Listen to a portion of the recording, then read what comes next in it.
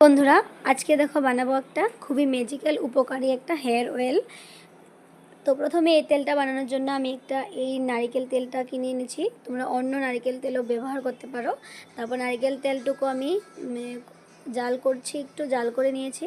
দেখো এভাবে একটু স্টিলের এখানে জাল করে নিয়ে পাত্রতে জাল করে নিয়ে এখানে আমি আরও একটু পেঁয়াজ দিয়ে দিয়েছি। তারপর কারি পাতা দিয়ে দিয়েছি, তোমরা চাইলে নিম পাতাও দিতে পারো, কিন্তু কারি পাতা দিলে তো জানোই খুবই উপকারী। এই বস্তুগুলো মানে যা যা উপকরণ দিয়েছি সবগুলো উপকারী।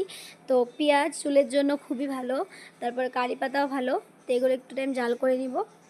একটু টাইম জাল করে নেওয়ার পর এখানে আর আমি আদা দিয়ে দিলাম।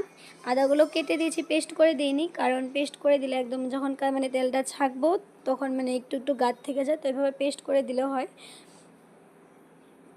আর পেস্ট করে না দিলে হয়। তারপর এভাবে আমি কুচি কুচি করে দিয়েছি। তো দেখবে একবার বানিয়ে খুবই ভালো হয়। তো সম্পূর্ণ দেখতে থাকো কীভাবে বানাই। তারপর এখানে আমি আরও পেঁয়াজ কুচি করেও দিয়ে দিলাম।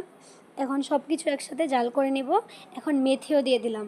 তো মেথি সম্পূর্ণই দিয়ে দেবো। প্রথমে ভাবলাম লাগবে না, তারপর দেখলাম না, যেহেতু মানে এক বয়ম তেল 1 পোয়া, তো সেই পরিমাণ অনুযায়ী আমি দিয়েছি। তোমরা যতটুকু তেল বানাবে মানে সেই অনুযায়ী তোমরা উপকরণগুলো দিবে, ঠিক আছে। তারপরে দেখো এখন সব কিছু আমি এভাবে জাল করে নিচ্ছি। তারপর মানে তোমরা এই তেলটা কখন ইউজ করবে সেটাও আমি বলে দিচ্ছি। এই তেলটা তোমরা ইউজ করবে হলো শ্যাম্পু করার 1 ঘন্টা আগে, 1 ঘন্টা রেখে তারপর ধুয়ে দিতে পারো, বা তুমি একদিনও রেখে দিতে পারো। আগের দিন রাত্রে লাগিয়ে তারপর দিন তুমি ধুয়ে ফেলতে পারো।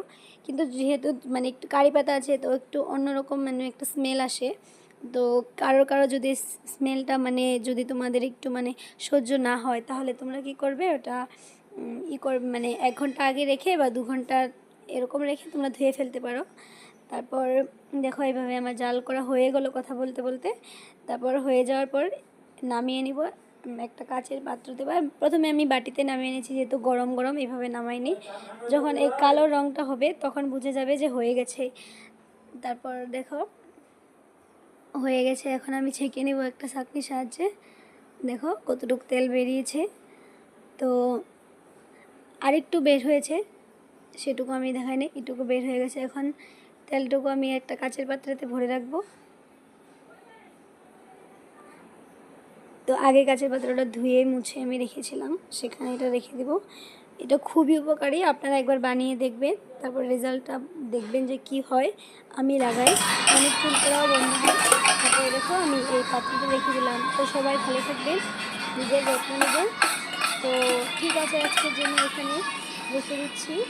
দেখো কতটুকু তেল হয়েছে, কতগুলো দিলাম না, তো এখান থেকে আরেকটা আছে, একটু ধরে দেবো। তো এটা আমি আমার বোন সবাই ইউজ করি। বাই।